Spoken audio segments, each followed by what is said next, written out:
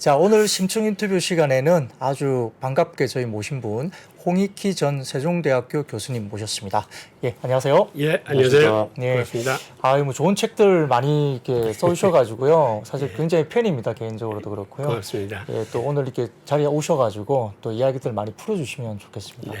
뭐 작가님하고는 서로 조금 이렇게 뭐 인연이 제가 있는 걸로 제가 들었는데.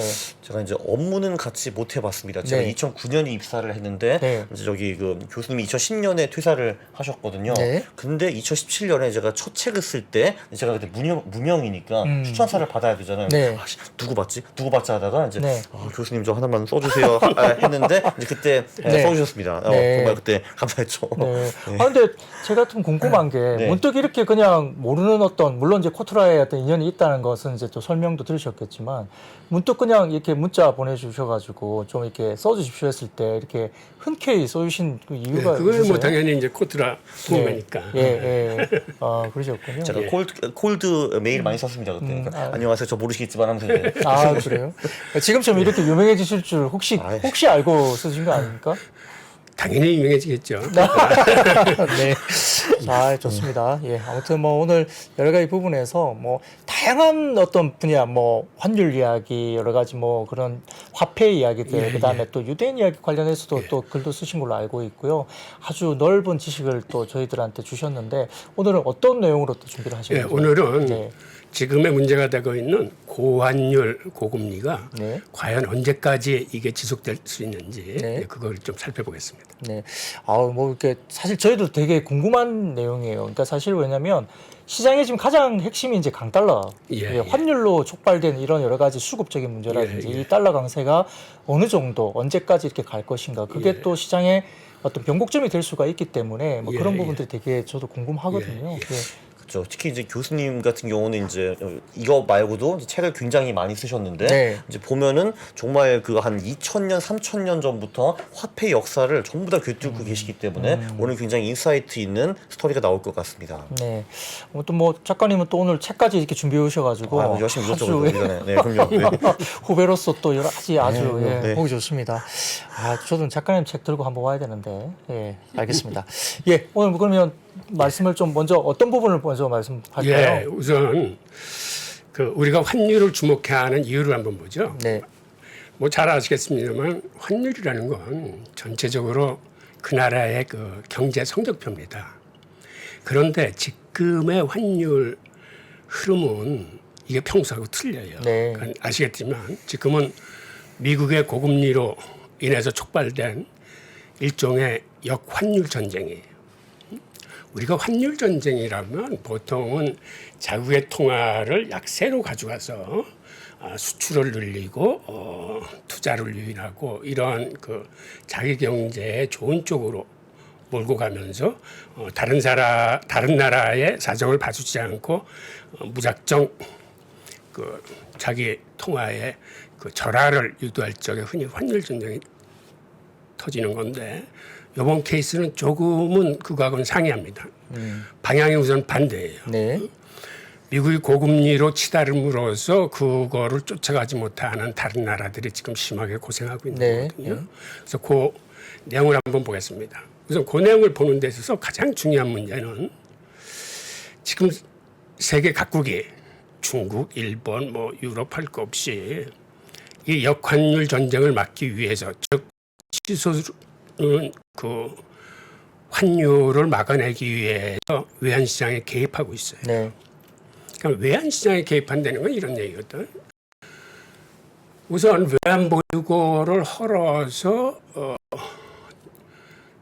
그 방어를 방어를 한 겁니다. 네. 그러니까 외환보유를 한다는 건 그쪽에 그 사람들이 달러를 쟁여놓고 있는 게 아니라 사실은 달러 표시 국채를 갖고 있는 거거든요. 그렇죠. 즉 국채를 네. 판다는 얘기예요. 네. 국채를 팔아서 외환시장을 방어하고 있는데 그러다 보니까 지금 채권 시장도 여러 가지 많은 문제가 발생하고 있어요. 그러니까 채권 시장의 금리가 올라가는 거예요. 좀 계속. 네. 그리고 이런 식으로 시장에 개입하면 이게 어떤 결과를 갖고 오냐면 시장이 탄력적이 안 되고 비탄력적인 외환시장이 형성이 됩니다. 그런데 비탄력적인 외환시장이 형성된다는 얘기는 이게 헤지펀드들한테는 이게 좋은 먹이터가 되는 거예요. 이게 시장의 흐름에 의해서 즉 수요와 공급에 의해서 통화의 가치가 결정돼야 되는데 한쪽에서 인위적으로 개입을 함으로써 시장을 왜곡시키는 거거든. 네.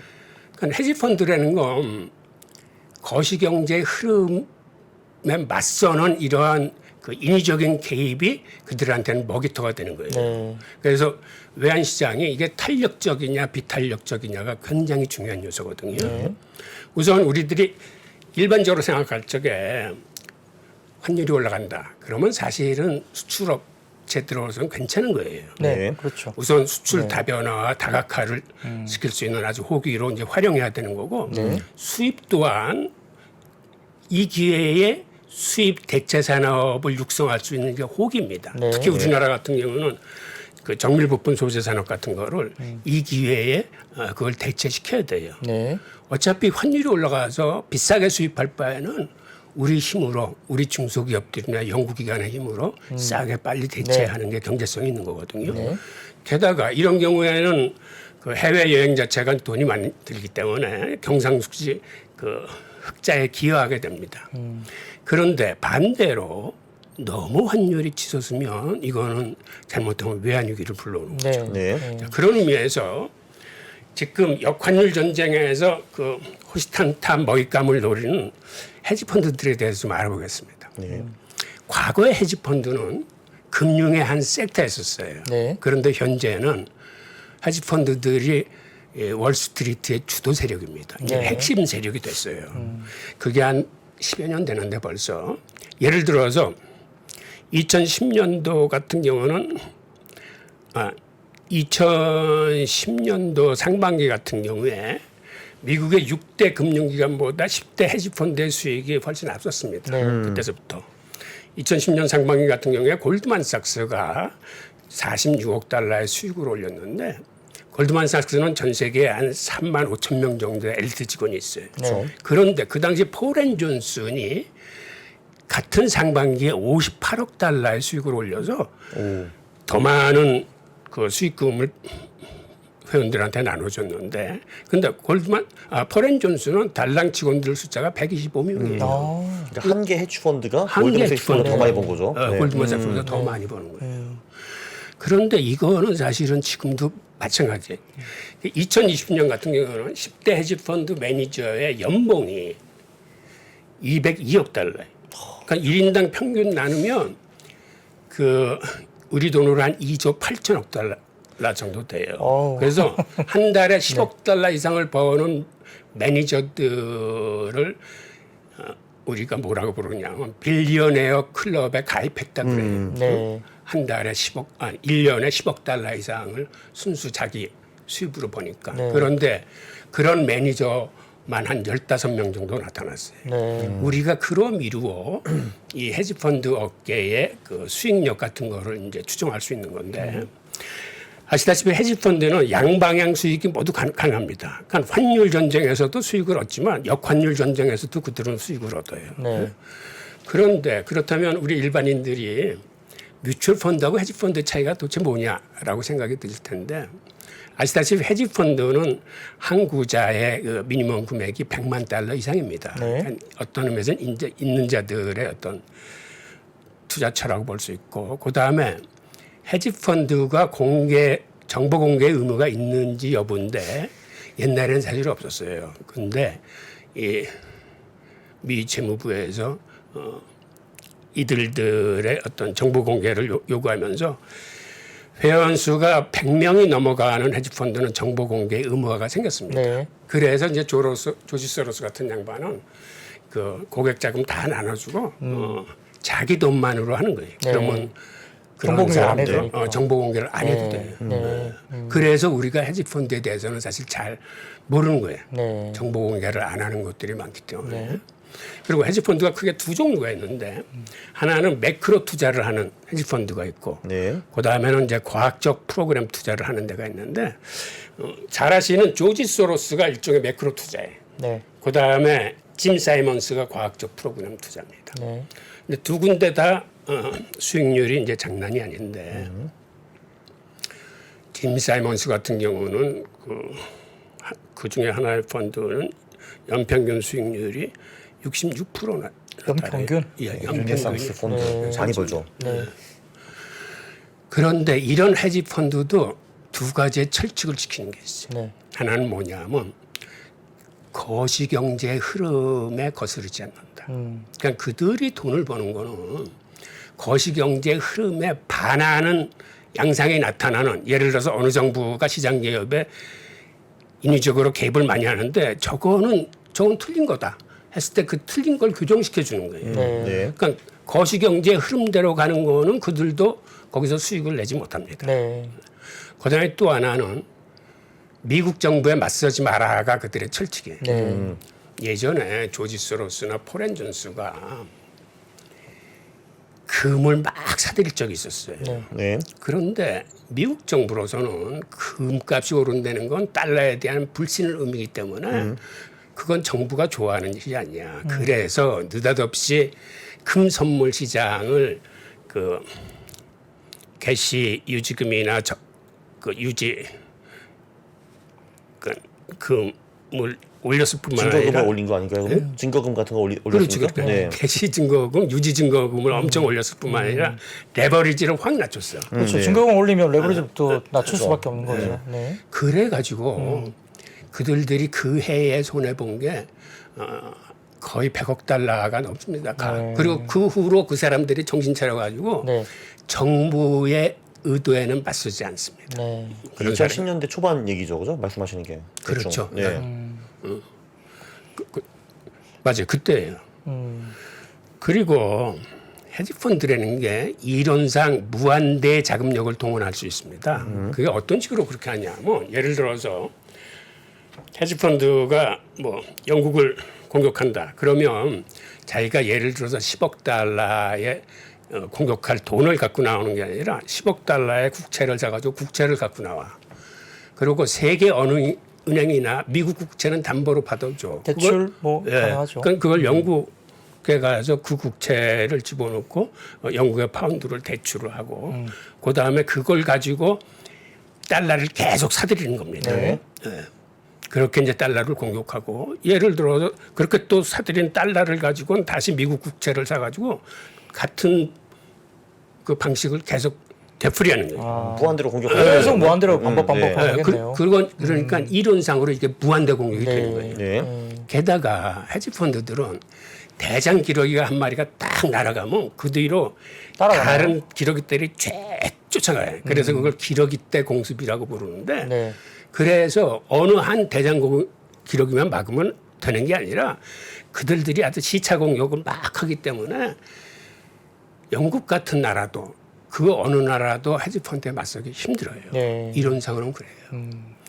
그리고 지금의 역환율 전쟁이 예전의 환율 전쟁 이상으로 그 위험한 이유가 바로 이들의 어떤 자금력이나 공격력이 있는 거거든요.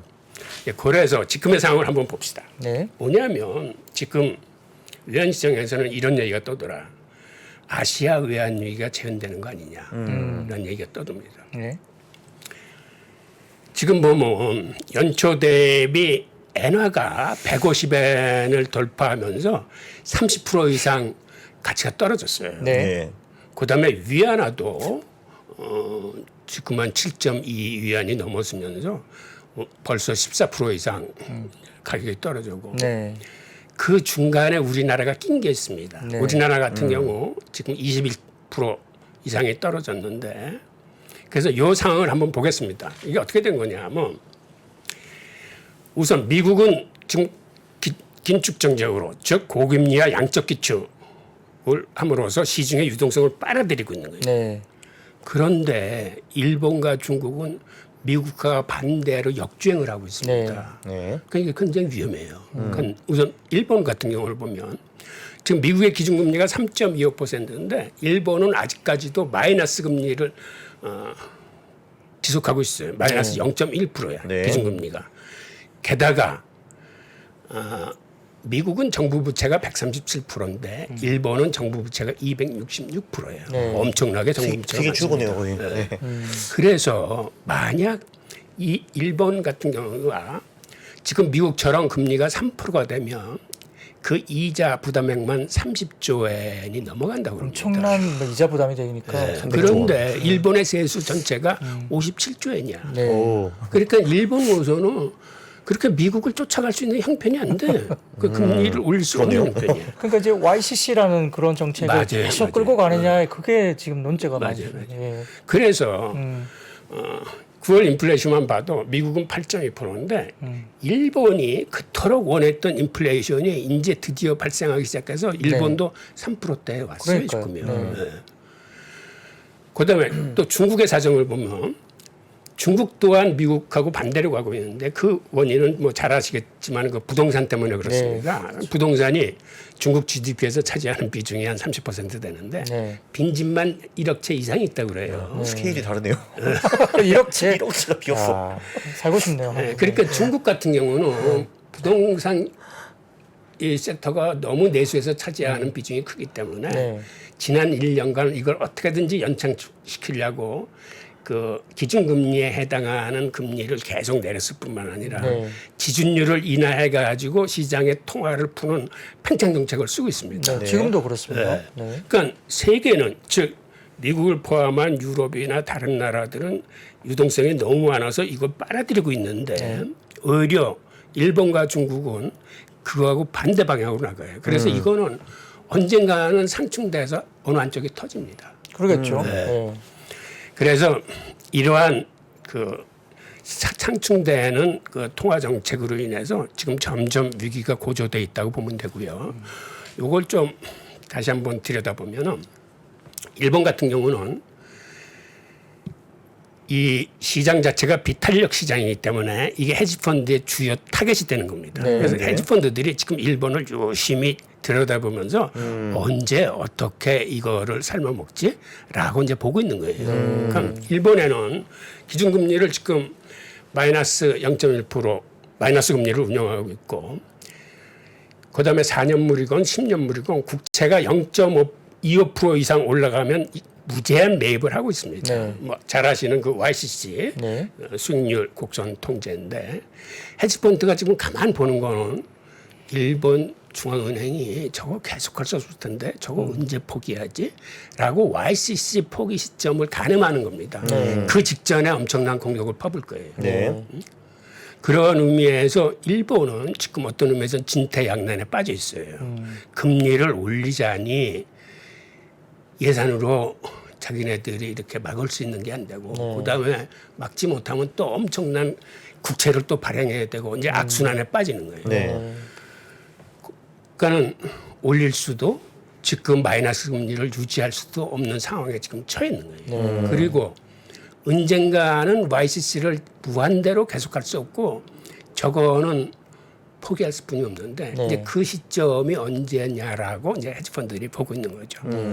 그런데 헤지펀드들이 지금 일본을 함부로 공격하지 못하는 게 일본은 미국과 무제한 통화 수합 해놨죠. 을 갖고 네, 있어요. 네, 그러니까 일본은 마지막 순간에 이 카드를 꺼내서 헤지펀드의 공략을 무력화시킬 수는 있어요. 네.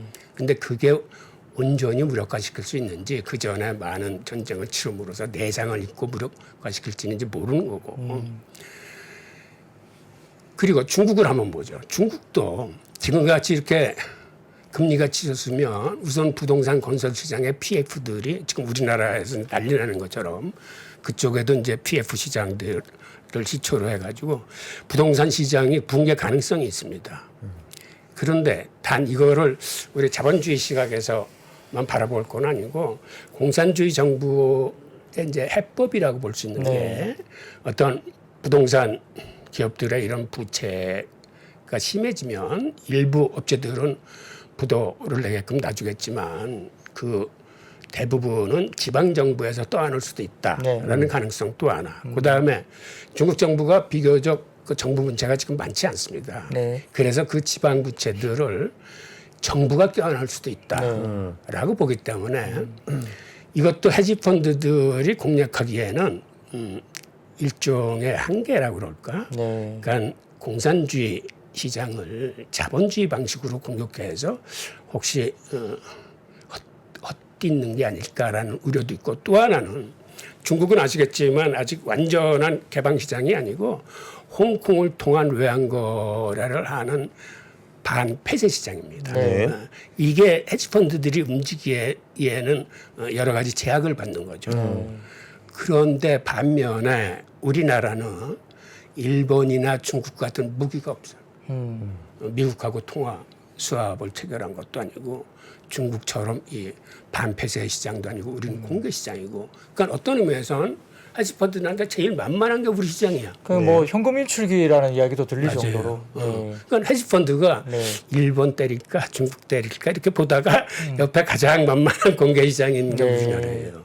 그런 의미에서 우리나라가 생각보다는 위험할 수 있다라는 이제 생각이 드는 겁니다. 네. 이제 그 다음에 그렇다면 우리는 비교적 펀더멘탈이 튼튼한 나라인데 어쩌다 이런 환경에 처하게 됐는지 네. 그 내용을 한번 같이 한번 살펴보시죠. 네. 우선 아시다시피 환율 결정 이론 이제 크게 세 가지가 있어요. 외환의 수요 공급 이론, 그다음에 구매력 평가설, 이자율 평가설이 있는데 보통은 이 세 이론이 복합적으로 작용을 합니다.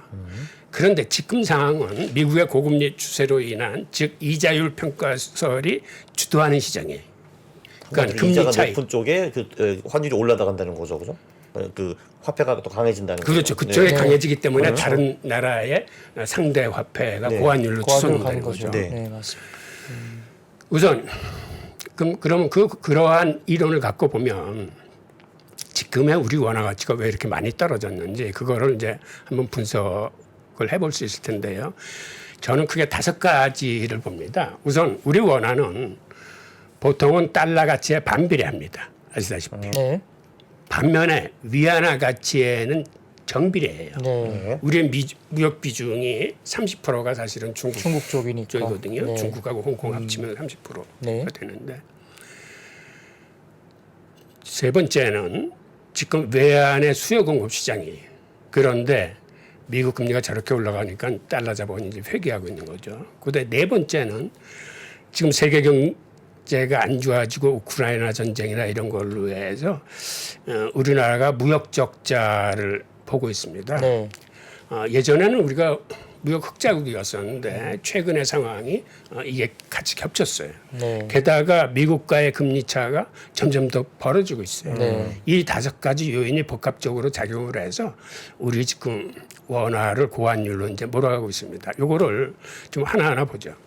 우선 원화가 달러 가치에 반비례한다는 건 아시다시피 달러 이게 인덱스는 주요 6개 통화의 어떤 상대 가치인데 그 중에서도 유로화 비중이 57% 네. 이상으로 가장 커요. 네. 그다음에 엔, 파운드 등의 순서인데 아시다시피 유로화나 엔화나 파운드화가 요새 아주 죽을 쓰고 있습니다. 그렇죠. 세계 통화가. 그러다 보니까 달러는 저렇게 홀로 이제 강세로 갈 수뿐이 없는 거고. 그다음에 유로화 같은 경우는 지금 미국하고 금리 차가 오늘 어젠가 오늘인가 그 0.75% 올려서 지금 2% 됐거든요. 네. 그래도 미국의 3.25%는 차이가 있고 그다음에 유럽은 재정의 재현 가능성이 있습니다. 그다음에 엔화는 지금 미국하고 역행하는 저금리 기조, 마이너스 금리 기조하고 통화 편차에 대해서 지금 아시다시피 엔화가 역사상 최저 수준에 와 있고 파운드화 역시 지금 여러 가지 난조를 보였죠. 이러한 주요 상대 통화들이 약세기 때문에 네. 당분간 달러 강세는 우선 그 등락은 있겠지만 이 강세는 좀 지속될 전망입니다. 그다음에 우리 2위 재정 위기 재현 가능성을 한번 보죠. 우선 독일과 다른 EU 국가 간의 금리 스프레드가 계속 확대되고 있어요. 예를 들어서 독일은 10년물 금리가 2.1%인데 반해서 그리스는 4.6%, 이탈리아는 4.3%입니다. 그런데 문제는 그들의 국채도 다 유로화로 돼 있다는 거예요. 네. 그렇죠. 예. 그러니까 네. EU가 같이 나가려면은 그리스나 이탈리아를 내치기 전에는 그들의 국채 가격이 너무 올라와서 금리 수수가 더 벌어지지 않게 사실 사줄 수뿐이 없어요. 그 나라 두 나라만. 우선 그런 식으로 약간 비정상적으로 네. 뛰는 나라들은. 네. 그러니까 즉 이런 의미에서 그 재정 위기가 재현될 수 있다고 보는 건데 지금 독일 정부 부채는 69%인데 반해서 그리스는 193%입니다. 네. 그 이탈리아가 151%예요. 아이고. 게다가 이 나라 그 이탈리아 같은 경우는 수뇌부가 전제주의 성향을 갖고 있는 우리 여자 총리로 바뀌면서 굉장히 아슬아슬한 폭탄이 되고 있어요. 맞아요. 예. 그러니까 이러한 요소들이 즉 유로화가 강세로 가기에는 큰 걸림돌이 되고 있는 거죠. 그다음에 미국 달러 지수를 보면 지금 좀 소강 상태로 접어들었는데 뭐 126쯤 갔다가 지금 한 110 정도에 와 있는데 하여튼 이러한 수준에서 강세를 지속시킬 것 같고 그다음에 이번에 위안화를 한번 보죠. 위안화는 우리 같이 무역 의존도가 높은 나라에서는 무역 비중이 30%가 넘기 때문에 우리 원화가 위안화 같이 이제 정비례되는 건 받아들일 수 있는 어떤 그런 건데 문제는 예전에 달러가 그 강세로 움직일 적에도 위안화가 더 강세로 갔기 때문에 우리는 그거를 상쇄시켜 가지고 우리가 어느 정도 스테디한 환율을 가질 수 있었는데 이번에는 위안화가 같이 약세로 가니까 그렇죠. 달러의 반비례 위안화 정비례 하니까 우리가 양쪽의 거대 통화로부터 지금 협공을 받고 있는 형국입니다. 가운데 끼어 있는 그런 상황으로 보시죠. 그래서 우리 같은 일반인들이 생각하기에 왜 우리 원화가 이렇게 치솟지? 상식적으로 이해하기 힘들 정도로 그런 거는 예전에는 이 위안화가 달러가 서로 상쇄돼 가지고 우리한테 좀 안정적인 환경을 조성했었는데 지금은 양쪽 협공으로 인해서 우리들이 견디기 버거울 정도의 이제 환경이 조성되고 있는 거고. 그다음에 그러다 보니까 지금 위안화가 그 한 6.3에서 7.2까지 지금 급속하게 이렇게 그 절하되고 있거든요. 그다음에 달러의 수요 공급도 일시적으로 저희들의 무역 역조가 굉장히 심화되고 있어요. 게다가 우리나라에 투자되었던 달러들이 본국으로 회귀하면서 그 외국인 투자 자본이 많이 빠져나가고 있습니다. 그러다 보니까 지난 6개월간 우리 외환 보유고에서 자금화치 한 10분의 1 정도 감소했어요. 400억 달러가 감소했어요. 그런데 문제는 이 줄어드는 속도가 점점 더 빨라지고 있다는 거예요. 그러니까 외환 보유고가 정점을 지나가지고 이 그래프에서 보면 최근에 좀 급격하게 떨어지는 속도가 이제 낙하폭이 커지고 있는데 이런 요인. 또 하나는 무역 의존도가 지금 말씀드린 그 우크라이나 전쟁으로 인한 유가와 그 식음료 가격 급등으로 인해서 무역 적자가 우리가 심화되고 있습니다. 우리는 석유 한 방울도 안 나는 나라이기 때문에 그래서 지금의 상태는 사실은 이게 정상적인 상황은 아닙니다. 이 상황이 이제 정상화되면 우리도 이제 무역 수지 관계가 회복이 될 텐데 하여튼 지금의 현상은 이 그래프에서 보듯이 무역 수지가 굉장하게 급격하게 낙폭이 커지는 걸 볼 수 있어요. 그런데 다행인 거는 지금 무역 수지가 이렇게 커지다 보니까 지난달에는 경상수지도 우리가 적자를 봤는데 비교적 그래도 아직까지는 경상수지는 비교적 우리가 선방을 하고 있어요. 그래서 9월 달에는 이게 반등이 예상되고 전체적으로 경상수지는 아마 흑자를 기록하게 될 겁니다. 문제는 미국과의 금리 격차인데 아시다시피 미국 FOMC는 올해 2번 더 남았어요. 근데 한국은 한 번뿐이 안 남았어요. 그러니까 이렇게 되면 지금보다 더 금리 차가 커지면은 우리 환율은 더 치솟습니다. 그래서 우리 정부가 결정해야 될 게 지금 우리 정부로서는 환율 격차를 줄일 것이냐 아니면 부동산 붕괴로 인한 여러 사람의 아픔을 그래도 좀 줄일 것이냐 두 가지 선택의 기로에 서 있는 거거든요. 그러니까 우리도 고금리로 가면은 환율 격차는 좀 줄일 수 있는데 그렇게 되면 부동산 시장이 망가지고 부동산 시장을 떠받치려고 들다가는 더 이상의 고환율로 잘못하면 외환 위기를 맞을 수 있고 하니까 이건 이제 정책 당국자들이 이제 심각하게 이제 고민을 하셔야 될 부분인데 네.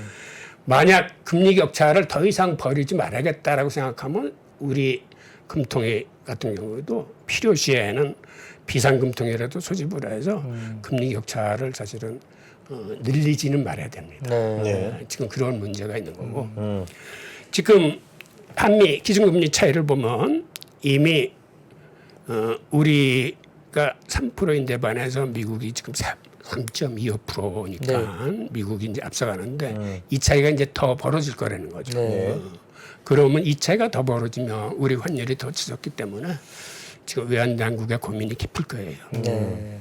자, 그 다음에 세계가 고환율 몸살을 앓는 그 근본적인 이유를 한번 살펴보면 뭐 다 아시겠지만 미국의 급격한 금리 인상 때문인데 그렇다면은 이렇게 미국의 급격한 금리 인상이 왜 왔는지 우선 한마디로 연준의 대응의 실기입니다. 즉 연준이 인플레이션이 2%에 들었으면은 사실은 대응을 해야 돼요. 네. 2%에 들어서 기미만 보여도 선제 대응을 해야 되는 겁니다. 네. 그게 연준의 가장 중요한 의무예요. 네. 근데 2%가 넘어가도 이거를 일시적 현상이라고 그러고 3, 4%에 치더라도 평균 개념을 도입하겠다고 하고 네. 라면서 계속 통화 팽창을 정책을 써왔거든요. 네. 그러다가 3월 달에 인플레이션이 7.9%로 발표되니까 그제서야 긴축을 하겠다고 돌아섰어요. 네. 네. 그러니까 이거는 굉장히 실수한 거죠. 네. 이건 1970년대 실수 이후에 그때는 고의적인 실수였지만 이번에는 좀 상황 판단을 잘못한 것 같아요. 네. 그리고 그러다 보니까 배란간 긴축으로 들어서면서 원래는 0.25%씩 이렇게 스텝을 올려서 차근차근 올라가야 시장이 그걸 흡수하는데 0.5, 0.75 막 이렇게 올라가다 보니까 이걸 네. 시장이 흡수를 잘 못하고 이제 삐걱거리기 시작하는 겁니다. 네. 그리고 문제는 이렇게 세계의 유동성이 많이 풀렸는데 중국이나 일본이나 영국 같은 그 역주행하는 나라들이 나오면서 지금 세계가 굉장히 혼란스러운 거예요. 네. 그러니까 경제학 원리대로 돌아가지 않고 상황을 모면하기 위해서 이상한 과수들이 출현하면서 그리고 이러한 비상식적인 조건은 이건 언젠가는 문제를 일으킬 수뿐이 없어요. 네. 자, 그다음에 그러면 세계 경제 어떤 위험들이 도사리고 있는지 한번 보죠. 우선 고환율 문제로 인해서는 저렇게 많아. 아시아 외환위기의 재현 가능성이 있습니다. 네. 아까 말씀드린. 그다음에 이거보다 더 어려운 게 사실은 개발도상국이 외환위기에 노출돼 있는 거예요. 네. 개발도상국들은 어디서 어떻게 터질지 모르는데 네. 그게 터지면 그게 그 나라만 피해를 보는 게 아니라 옆 나라들로 이게 그 전파돼 나갑니다. 네. 그다음에 지금 영국의 사례에서 우리가 보듯이 통화정책이나 재정정책이 세계 주류하고 반대 정책을 쓰게 되면 뭐 그 사람들도 쓰고 싶어서 썼겠습니까? 네. 워낙 한쪽이 터져 나올 것 같으니까 돈을 뿌려서라도 이렇게 막아보려고 했던 건데 이러한 사례가 이제는 세계 각국에서 터져 나올 수도 있다는 거거든요. 그다음에 고금리 정책으로 인해서 우선 기업 부채의 부도 가능성이 가장 높아집니다. 이것도 어느 나라에서 먼저 터질지 몰라. 미국에서 터질지 중국에서 터질지 모르는데 일반적으로는 중국의 부동산 기업이 더 위험하다고 보고 있어요. 네. 그쪽에 리스크가 증대되고 있고. 그래서 부동산 시장이 붕괴되면 이건 사실은 어느 한두 나라에 그치는 게 아니라 세계적인 예전과 같은 그 부동산 금융위기로 이제 들이닥칠 수 있는 거고. 그다음에 아까 말씀드린 고금리로 인한 이은혜의 그 스프레드가 더 벌어지면은 유럽의 재정 위기의 재현 가능성도 있습니다. 네. 이건 금리로 인해서 발생하는 거고. 네. 그다음에 진짜 무서운 건 우리가 예상하지 못하는 곳에서 터지는 이제 돌발 변수 같은 건데 네. 예를 들어서 시에로 같은 파생 상품은 이게 부실 기업 부채들을 갖고 만든 파생 상품이 되나서 기업 부채 그 부실 정도가 높아지면 이 파생 상품도 위험할 수 있어요. 네. 그런데 파생 상품에서 문제가 생기면 왜 더 위험해지냐면 이거는 장외 거래입니다. 네. 그 장내 거래는 누가 어느 정도의 부수를 갖고 있는지 알 볼 수 수 있는데, 있는데 네. 안 장외는 보이니까요. 규모를 누가 파악할 그걸- 수 없다는 거죠. 그러니까 그 시점서부터 모든 금융기관과의 돈거래가 딱 끊기는 거예요. 네. 신용정세계와. 네. 그럼 순식간에 그거는 금융위기로 음, 바뀔 수뿐이 없어요. 그러니까 2007, 8년에는 CDO 때문에 망했는데 이번에 맞아요. CLO 때문에 망할 수 있다는 그렇죠. 거네요. 네. 근데 CDO하고 CLO 개념이 간단하게 혹시 설명이 가능할까요? 그게 사실은 비슷한 개념이에요. 네. CDO라는 것도 부동산 대출 중에서 그 부실한 것들을 골라가지고 부실한 놈들도 많이 싸서 그 중에서 좀 추려내고 이렇게 해가지고 그거를 AA 등급으로 그러니까 시장에서 팔 수 있는 등급으로 만드는 거예요. 그죠, 만들어서 그죠. 네. CLO도 그 부실한 기업 부채들을 모아가지고 그 중에서 괜찮은 걸 추려가지고 네. 이걸 시장에서 팔 수 있는 등급으로 다시 올려놓은 거예요. 아, 파생 상품화해서 네, 파생 예. 상품화해서. 예. 근데 사실은 CDO도 그렇게 해서 안전하다고 봤던 건데 확률적으로는 사실은 안전하다고 그럽니다. 네. 그걸 그 파생 상품 개발하는 사람의 확률을 네. 분석해 보면 네. 그런데도 문제가 터졌잖아요. 네. 그렇죠. 그러니까 이런 문제는 터질 수 있는 거죠. 그러니까 이렇게 파생 상품 쪽에서 터지거나 아니면 우리가 지금 예측하지 못하는 것에서 문제가 불거지면 네. 이제 그게 더 위험할 수 있다는 거죠. 네. 그러면 그 지금 다가오는 그 경제 지각 변동에 대해서 좀 들여다보면 네. 우선 개발도상국의 외환위기 가능성은 아시다시피 예를 들어서 달러 캐리 트레이드로 들어왔던 자금들이 본국이 이제 고금리로 돌아서면서 본국으로 회귀하면서 네. 그 나라 외환 시장에서 달러 인출이 너무 많이 벌어져서 이제 외환위기 가능성이 있는데 그러면 어떤 나라가 외환위기 가능성이 있냐 그러면 기본적으로 자본의 이탈을 막기 위해서 기준금리를 많이 올린 나라들일수록 더 위험합니다. 네. 그러니까 보면은 아르헨티나 같은 경우는 지금 기준금리가 75%예요. 오호. 인플레가 엄청나죠. 엄청나네요. 우즈베키스탄 15%, 파키스탄 15%. 네. 그다음에 투르키에는 이 나라는 정말 이상하게 역주행을 하는데 인플레이션이 83%인데 기준금리를 내리더라고요. 14%에서 13%, 12%까지 내리고 있어요. 네, 희한하더라고요. 그러니까 이게 상식선에서 과연 이게 말이 돼? 네. 라는 이런 혼란들이 어느 구석에서 문제가 터질지 몰라요. 네. 지금은. 하여튼 이런 식으로 브라질 13.75%, 몽골 10%, 이집트 9.25%, 멕시코 7.75%, 네. 러시아 7.5% 이렇게 기준금리가 높은 나라들이 지금 외환위기 가능성이 이제 있다고 이제 보는 거고요. 그다음에 부실 채권의 급증을 봐도 왜 중국을 위험하게 보냐면 미국의 기업 같은 경우에는 그 부채를 롤러버 할 적에 네. 보통 10년 단위나 심하면 30년 만기로도 기업채를 발행할 수 있어요. 네. 근데 중국은 이게 안 돼요. 아, 아무리 중국에서는 AA 플러스라고 해도 걔네들은 최장 길어봐야 3년이야. 게다가 지금처럼 금리가 이렇게 치솟을 적에는 롤러버 자체가 잘 안 돼. 네. 네. 그렇죠. 그래서 중국의 부동산 기업들을 가장 위험하게 쳐다보고 있는 거예요. 그리고 또 하나는 지금 이제 CLO 파생 상품 문제는 이제 말씀을 드렸으니까 이제 네, 이건 넘어가고 이 부동산 시장의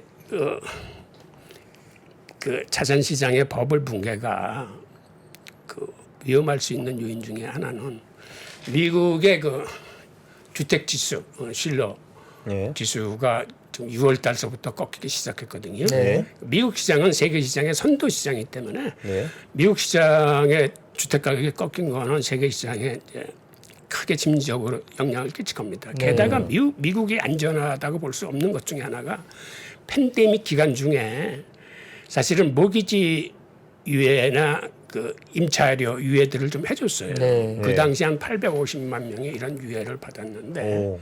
그 중에 한 15% 정도가 악성 연체라는 거예요. 네. 그러니까 이게 지금 잠재적으로 있는 데다가 지금처럼 이렇게 모기지 금리가 2%대 후반대에서 지금 7%대로 넘어왔고 앞으로 미국이 이제 금리를 더 올리면 이게 9% 내지 10%까지도 올라갈 수 있다는 거예요.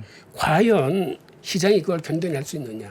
우리 시장만 해도 모기지가 그렇게 올라가면은 우리도 견디기 힘들 겁니다.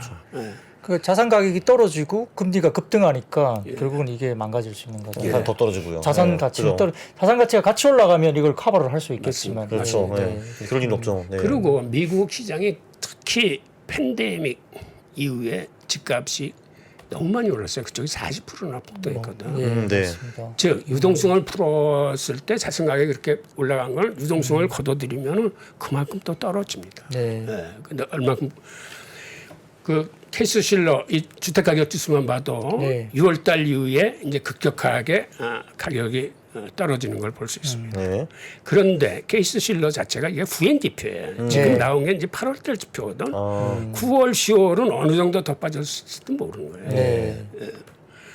그다음에 그러면 우리나라는 안전한지 우리나라도 아이브 사태가 오는 거 아닌지 이거 한번 보자. 우선 우리나라가 외환보유고는 그럭저럭 많아요. 세계 9위야. 네. 네. 지금 한 4,100억 달러 이상이 있고 우리 거 그리고 순채권국이에요. 네. 사실은 펀더멘탈이 괜찮아요. 우리나라가. 네. 어? 그리고 무역 수지는 비록 적자지만 경상 수지는 흑자 가능성이 있습니다. 그리고 국제결제은행이 발표한 실질 실효 환율도 우리가 나쁘지가 않아요. 네. 그런데 문제는 지금 외환당국의 개입이 너무 심해. 즉 외환시장에 탄력이 있어야 되는데 네. 탄력이 있으면은 헤지펀드들이 함부로 건드리지 못합니다. 그게 무슨 얘기냐면 헤지펀드들이 공격하면 쭉 환율이 치솟다가 또 그것을 보면서 아 이건 너무 비정상적으로 치솟는데 그러면 다른 헤지펀드나 다른 수요들이 그걸 사. 네. 그럼 출렁이긴 하지만 시장에 의해서 수요 공급이 이루어지고 자연스럽게 네. 되는 거예요. 근데 그거를 막겠다고 개입을 심하게 인위적으로 하면 이게 흔들리면 약할지언정 속으로 골마 털어지는 거예요. 네. 그래서 비탄력적인 시장이 되기 때문에 바로 비탄력적인 시장이 헤지펀드의 먹잇감이 되는 겁니다. 네. 네. 근데 최근에 우리 그 환율이 최근 한두 달 사이에 200억 달러 가까이가 급감을 했어요. 그러니까 외환 최근에 보유고요. 외환당국이 계획을 좀 심하게 했다 이렇게 보면 되고 지난 6개월 동안에 400억 달러인데 그게 최근에 그중에 반이 최근에 한 거예요. 네. 그래서 우리가 사실은 제2의 MS 테러를 막으려면 거국적으로 미국과 통화 수업을 추진해야 합니다. 네. 근데 단일 국가로서 하기는 조금 어렵다는 말도 있는데. 물론 미국 애들이 잘 안 해줘요. 그런데 네. 그걸 그냥 해달라고 미국 애들이 해주지 않겠지만 네. 예를 들어서 뭐 이런 거야. 과거에 사드 들여놓겠다. 그다음에 반도체 협공하자. 이제 우리 편에 와부터 이랬을 적에 우리가 카드를 써야지. 그렇죠. 받아내야죠. 네. 네. 그리고 이것들이 이것들이 정말 중요한 나라의 구군을 결정하는 문제구나라고 이런 게 공감대가 일단 형성이 돼야 돼. 정치권이건 경제건 해서 우리가 이런 상황이 있을 때는 이거하고 딜을 해야지. 되거나 뭐 이런 게 있어야 되는데 그 사안을 반도체 어떻게 그럼 그 사안만 놓고 볼 게 아니라 어차피 그쪽으로 갈 수뿐이 없다면 딜을 같이 해야 되는 거죠. 네. 그러면 우리도 사실은 그 딜에서 빠져나올 명분이 있는 거야. 네. 네. 니네가 도와주지 않는데 우리가 할 수 있어? 지금 반도체 때문에 우리 같은 지금 기업들은 굉장히 지금 난처한 입장에 속해 있는 거죠. 그렇죠. 잘못하면 중국 시장을 죄 이룰 수 네, 있는데 네. 그 크기가 보통이 아닌데. 그다음에 또 하나는 아까도 말씀드렸지만 정책 당국이 외환시장에 인위적 개입하면 안 됩니다. 제가 코트라 생활을 하면서 중남미에서 외환 위기를 많이 봤어요. 네. 그다음에 유럽에서 소로스가 영란은행 공격할 적에도 제가 스페인에 있으면서 계속 보고서를 썼던 사람이에요. 그런데 정부가 이기는 거 한 번도 못 봤어요. 그렇죠. 네. 즉 그 얘기는 외환시장에 개입한다는 얘기는 외환시장을 비탄력적으로 만드는 거예요. 그러니까 먹잇감을 만들어서 제공하는 거예요. 네. 그러니까 헤지펀드가 그들이 리스크 있는 싸움을 하지 않습니다. 네.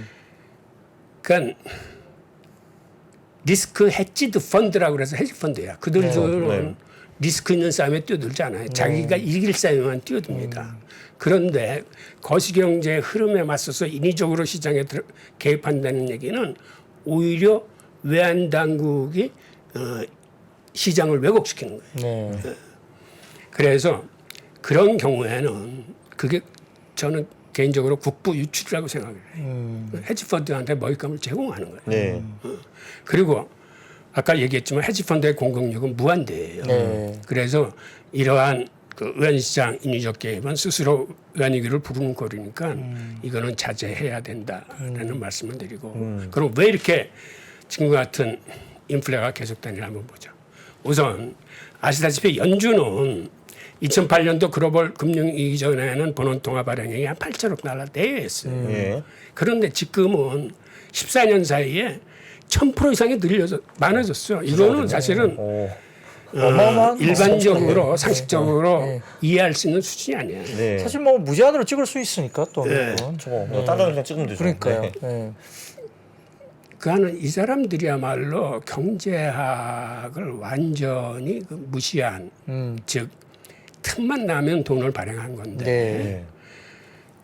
근원 인플레이션 2% 이하에서는 무제한으로 발행을 한 건데 이건 사실은 옳지 않아요. 그러니까 팬데믹이 터져서 상황을 회복시키고자 하는 노력은 알겠어. 그런데 네. 그렇다고 해서 이렇게 무한정으로 돈을 찍어내면 안 됩니다. 그렇죠. 그 적정 수준을 지켜야 되는데 그다음에 미국만 이렇게 한 게 아니라 아시다시피 유럽 중앙이나 일반 중앙도 미국에 못지않게 많이 찍어냈어요. 네. 그래서 미국이 지금 8천억 달러인데 이 세 나라 통화의 합계가 24조 달러예요. 어마어마하네. 그러니까 일본 같은 조그만 나라가 엄청나게 찍어낸 거예요. 네. 그리고 문제는 중국은 미국보다 더 많이 통화를 발행했어. 네. 그러니까 세계가 유동성의 홍수에 완전히 잠겨 있는 거예요. 네. 그러다 보니까 아시다시피 부동산이나 주식 가격은 폭등했죠. 폭등합니다. 네.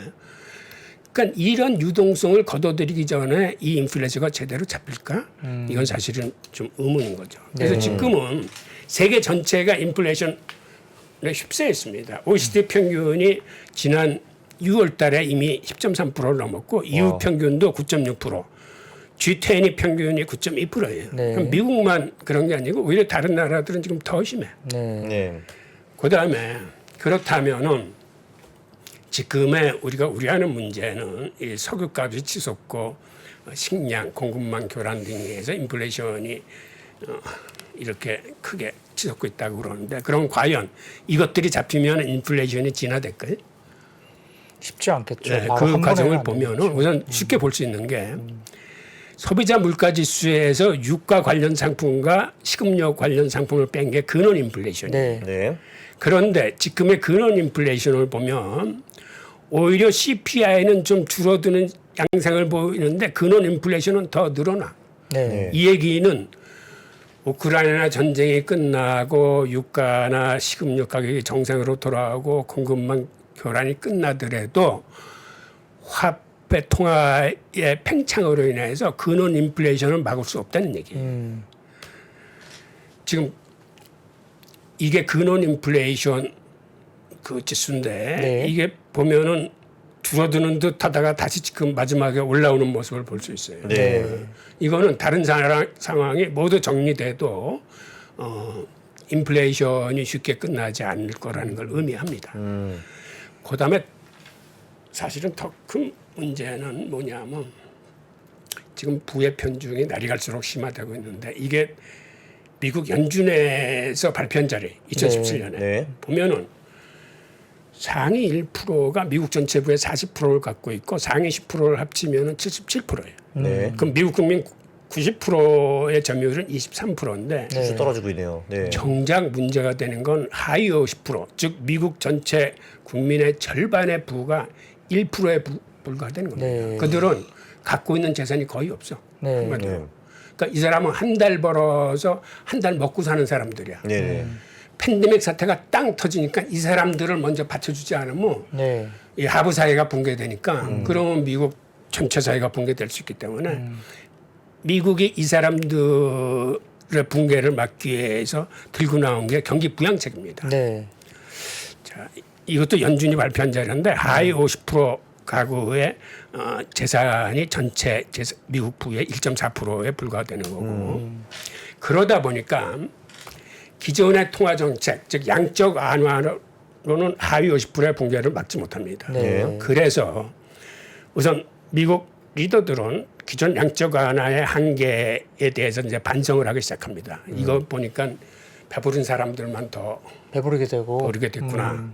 그래서 미국이 꺼낸 카드는 이게 통화 정책으로 안 되겠다 해서 이제 재정 정책으로 넘어옵니다. 네. 그래서 여기 보는 바와 같이 2020년서부터 미국의 재정 예산액 수치가 굉장히 높아지고 있어요. 네.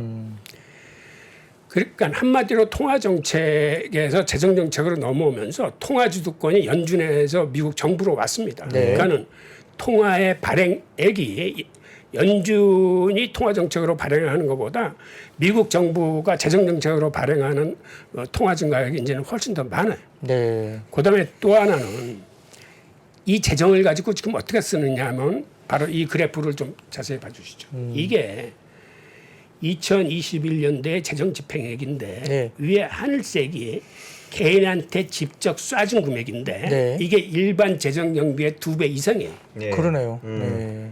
즉 이 얘기는 뭐를 의미하냐면 서민들한테 이렇게 들어간 돈은 이거는 물가를 자극할 수뿐이 없어요. 그렇죠. 써야 되니까 소비하니까요. 소비해야 되니까. 옛날에 양적 완화는 돈을 많이 풀어도 그건 금융권을 위한 유동성 살포였기 때문에 네. 있는 담보력이 있는 사람들이 활용해서 그걸 가지고 부동산 사고, 주식 사고를 해서 자산 가격을 올렸는데 네. 이제는 더 많은 돈이 재정으로 집행되면서 그 돈이 서민들한테 집중적으로 들어가기 때문에 네. 이거는 소비자 물가를 건드리지 않을 수가 없어요. 그렇죠.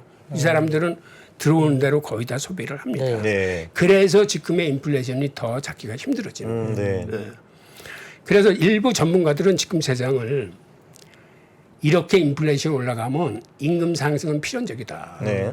예를 들어서 인플레이션이 7, 8% 올라가면 5, 6% 인상을 해줘야 될 거 아니야. 그렇죠. 그러다 보니까 인플레이션을 고착화시킬 가능성이 크다라고 얘기를 합니다. 네. 그러니까 이 사람들은 어떻게 전망하냐면 내년 초쯤 되면 인플레이션이 꺾일 수 있을 텐데 그건 일시적이고 네. 이러한 이유 때문에 최소 4, 5% 선에서 인플레이션이 당분간 길게 고착될 거라고 예상들을 하고 있어요. 네. 자, 그러면 미국의 금리 인상이 언제 끝나나 한번 보자. 이게 원칙적으로는 인플레이션이 2% 이하로 누그러져야 금리 인상을 멈출 수 있습니다. 네. 계속 올리네. 그런데 1980년대 인플레이션이 꺾인 것 같아서 이걸 대응을 늦췄다가 급등을 한번 맞은 적이 있어요. 맞아요. 네. 그래서 연준도 인플레이션이 꺾여도 이거를 즉각 금리 인하에 반영하기는 좀 어려울 거예요. 네. 네. 그리고 지금 부정론자 숫자가 굉장히 커졌는데 특히 모건 스탠리나 레이 달리오 같은 경우는 이 사람들이 바로 아까 한 얘기예요. 인플레이션이 꺾였다가 다시 오를 가능성이 높은데 4%에서 고착될 거라는 거고 네. 그다음에는 경기 침체가 올해보다는 내년이나 후년에 더 심해진다는 거고 과거의 사례를 보면은 폴 볼코 같은 경우가 기준금리를 19%까지 끌어올려가지고 겨우 인플레이션을 잡았는데 네. 그 이후에 이거 잡는데 3년이 걸렸어요. 네. 14%가 9%로 내려왔고 그 다음에 4%로 갔다가 나중에 2%로 갔거든. 그러니까 기준금리를 올려서 인플레이션을 잡는다 하더라도 잡는데 이렇게 시간이 많이 걸리는 걸 의미합니다. 네. 그 다음에 또 하나는 요즘 폴버커 예를 좀 자세히 보면 네. 이 양반이 임명이 돼가지고 2달 만에 13%의 인플레이션을 잡기 위해서 기준금리를 당시에 4%를 한 번에 올렸어요. 4%요? 네. 그, 그래서 15%로 만들어서 시중의 대출금리는 18%까지 뛰었어요. 그 죽을까봐 총 들고 다녔다 그러잖아요. 아, 볼까요? 네, 네. 위협을 받아서. 네, 그래 당시. 그렇긴 해요. 네. 이 양반은 그래도 증시를 괴롭히지 않으려고 토요일 밤에 소집을 해서 기습 단행을 해서 이거를 네. 토요일 밤에 대학살로 부르는데 네. 그랬다가 잡히는 데 다시 올라가니까 1982년에는 14.8%의 인플레이션을 잡기 위해서 기준금리를 19%까지 올립니다. 네. 그러니까 은행의 우대금리가 21.5%까지 치솟았어요. 우대 금리가 20%. 그래서 예금하고 싶은데. 이 양반의 논리대로 보자면 네. 인플레이션보다 은행 금리가 6, 7%는 높아야 시중 돈들이 은행으로 들어온다는 이런 논리예요. 네. 그러니까 제대로 인플레이션을 잡으려면 고금리도 이제 강하게 써야 된다는 거예요. 이제 그러다 보니까 이렇게 금리가 치솟다 보니까 당연히 기업 부도가 대규모로 발생하고 실업률이 급증하고 그러다 보니까 아까 말씀드린 대로 그 벌벗고 죽이겠다는 사람이 많아서 곤충 차고 근무한 건 아주 유명한 얘기죠. 네. 그러니까 통화 정책이 한번 실기를 하면 이렇게 혹독한 대가를 치러야지 이게 우리가 정상으로 회귀하는 그러한 역사적인 사건을 보여주고 있는 거고. 그다음에 기본적으로 대부분의 기준금리는 소비자 물가지수보다 항상 높았습니다. 네. 지금은 소비자 물가지수가 기준금리보다 6% 이상 훨씬 높은데 이건 사실은 역사적인 희귀사실이에요. 네. 그러니까 CPI보다 기준금리가 높아야 돈을 끌어들일 수 있는 거예요. 네. 인플레이션이 8%인데 은행에서 5% 이자 준다고 해서 그거 은행에 돈 안 갖다 넣죠. 넣을 사람이 몇 사람이 네. 되겠습니까? 네. 그런 게 있고 그렇다면 미국의 금리 인상이 언제 끝나나를 보면 네. 우선 부정론자들은 주식이 앞으로는 20%는 더 빠져야 된다. 네. 네. 라고 이제 레이달러 같은 사람 얘기하는 거고 그다음에 문제는 채권 시장이 지금 심하게 위축되고 있어요. 네. 그러니까 실질 수익률이 마이너스니까 사실 누가 채권을 지금 사겠습니까? 네네. 예. 그러다 보니까 세계의 중앙은행들이 지금은 미국 국채를 안 사. 네. 한마디로. 그게 가장 큰 손이었는데. 네. 그리고 지금 중국이나 일본들이 그 역환율 전쟁에서 그 환율 제어하기 위해서 미국 국채를 지금 내다 팔고 있어요. 네. 이렇게 외환시장이 이렇게 보니까 미국 국채 시장이 더 어려워져. 네. 공급은 더 많이 나오니까. 즉 그 얘기는 국채 수익률이 하락하고 즉 시중금리가 상승하고 매수세가 약해지면 궁극적으로 이렇게 되면은 달러 발행 자체가 어려워져요. 네. 달러 발행은 국채와 연결되어 있기 때문에 국채를 발행해야 달러가 발행되는데 국채 발행 여건이 점점 더 힘들어지는 거예요. 네. 네. 그러니까 아주 근본적인 문제에 미국이 잘못하면 봉착할 수 있다는 거죠. 네.